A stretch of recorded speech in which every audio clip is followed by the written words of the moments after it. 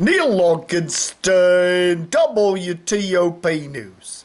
Neal Augenstein, WTOP News. Neal Augenstein, WTOP News. Neal Augenstein, WTOP News. Neal Augenstein, WTOP News. Neal Augenstein, WTOP News. Sorry about that. I don't know why. I'm having these weird seizures where I just blurt out things I have no idea what I'm saying. Am I still recording? Oh, yeah, okay.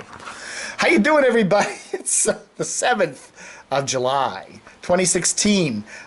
Dave TV doing my DCRTV Media News episode here. I've divided my YouTube channel into 3 parts, and this is one of the local DC media ones.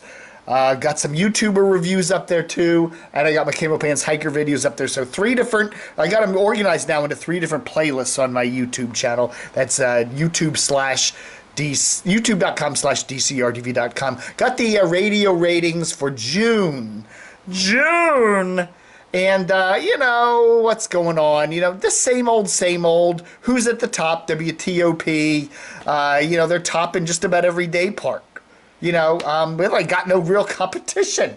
Their only real competition, the old WNEW from CBS, they couldn't figure it out, and they just kind of went belly up. It's interesting, the WDCH, that's the station that replaced WNEW and now is Bloomberg Talk. They were in a 1, 2, 3, 4, 5, 6, 7, 8, 9, 10, 11th place tie for 38th. Man, nobody's listening to them. But, Michael Bloomberg has something in common with Salem, is that they don't really care about the ratings. They just want to, put stuff on the radio. And if nobody listens to it, then that's just fine. Sometimes I think the FCC ought to go back to a thing where they did public service. You put that in your license renewal. And if you're a major station, if you have a major signal in a major metropolitan area, and you don't achieve a certain rating, then you are not serving the public, and then you should have your license revoked. I think maybe they should do something like that, that if you've got a killer signal that covers 50,000 watt inside the beltway signal, and you can't even rank amongst the top 30 stations, like 105.1 WAVA, Salem's Christian talk station, if you can't even rank in the top 30 stations in most rating periods, are you really serving the public? I don't know. I wouldn't, I can see small stations, I can see whatever being exempt from this, but major stations in the big cities, I think should have some sort of a ratings quotient built into their license renewals, as that's how you're proving you're serving the public. But that's just me. It'll never happen, but it's just one of my crazy fantasies. So TOP's at the top of the ratings as usual. WMAL second as usual. HUR, Howard University, is third, which is usual. MMJ is now solidly, putting Russ Parr on in the morning and putting Donnie Simpson on in the afternoon has been great for that station. Radio 1's Magic 102.3 is definitely performing a lot better than it used to. It's up there in 4th place for June. So that station is doing well, but at the expense of WKYS. With Russ Parr off of KYS, they're down to 12th place. The morning show, the FAM morning show there is 17th. So KYS has been hurt by that move. So I don't know.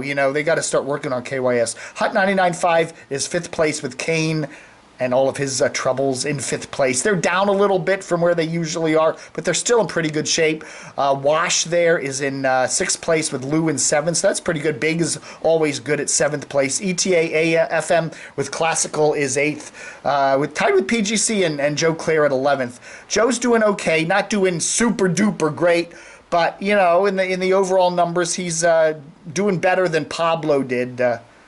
So I guess that's good. MZQ and Bobby Bones. MZQ at 10th, Bobby Bones in 15th. Hot 90, or rather, excuse me, 94.7 Fresh FM, Tommy McFly He's in 11th in the mornings, and the station is tied in 10th. So we did KYS at 12th, tied with GTS, Christian Contemporary, Praise 104.1 at 14th. Now here we go to WMAL 15th place. You would think a conservative talker like WMAL, this time of the year, an election year, we're heating up the presidential campaign, Donald Trump and Hillary Clinton and all the news and you'd think they would be skyrocketing in the ratings. Why are they slumping? Mornings on the Mall, 9th place. Okay, Rush still does pretty good at 4th in middays, and Savage is horrible, 17th place. Definitely what Cumulus needs to do there at WMAL is get rid of Savage. He needs to be shown the door. They need to get a live and local afternoon show. They need to do that. And I think the people that work at MAL know that too. Anyway, the problem, here's an interesting thing. I've talked about MAL a bit.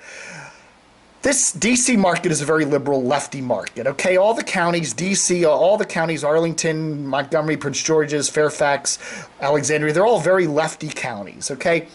And it's a very liberal area, okay? Once you get outside of D.C., it gets much more conservative. But the D.C. market, even the outer suburbs now are becoming much more liberal. There's a lot of ethnic, Hispanic, Asian, Muslim even groups in this area, and it's a very much an interracial ethnic area now, African American obviously. So there's that, and WMAL.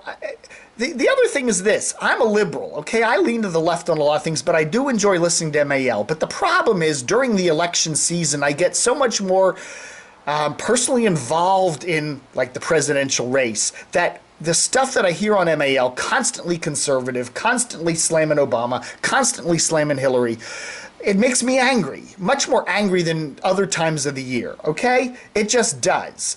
Because I'm personally involved in that presidential race. And I listen to some of the stuff that Larry and Brian say in the morning, and I just get, you're an idiot, you're stupid. And I've so many times now just turned them off and gone to another station. I'll go over to the Junkies on JFK. And I'm wondering if a lot of other people aren't doing the same thing. I think a lot of WMAL's audience is lefties, because that's who lives in this area.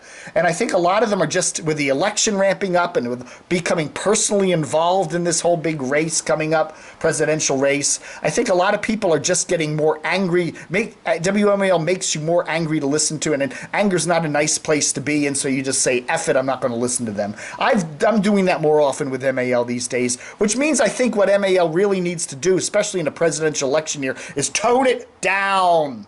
Okay, tone the conservative rhetoric down and put a little more liberal voices on the station and mix it up more. I think that would do them well in an election year. Bring down the heat, turn up the fun. Maybe give Chris Plant the summer off. Just say, Chris, December you'll back, but go take a long hike. Okay, go register for the next mission to Jupiter. Anyway, DC 101 at 16th place. A lot of criticisms of the alt-rocker on the mailbag there. They're all mishmash. They don't have any focus. Nobody knows who they are anymore. They're wandering aimlessly. So, whatever. I don't know what iHeart's going to do. I wouldn't be surprised to see iHeart make some major changes to DC 101 sometime soon. I wouldn't be surprised. It's a heritage format. It's been there for a long time. But I wouldn't be surprised to see something different come to DC 101 someday. JFK, 17th place. Again, they do well in the mail demo. Junk's 11th, Duke's 18th. WRQX, the other Cumulus station that's in severe trouble. Jack Diamond, they put Jack Diamond on, 7-8 months ago? He hasn't shown any ratings traction whatsoever. The station is floundering. It really needs to go to some sort of an oldies format or something that's not on the air already here in Washington.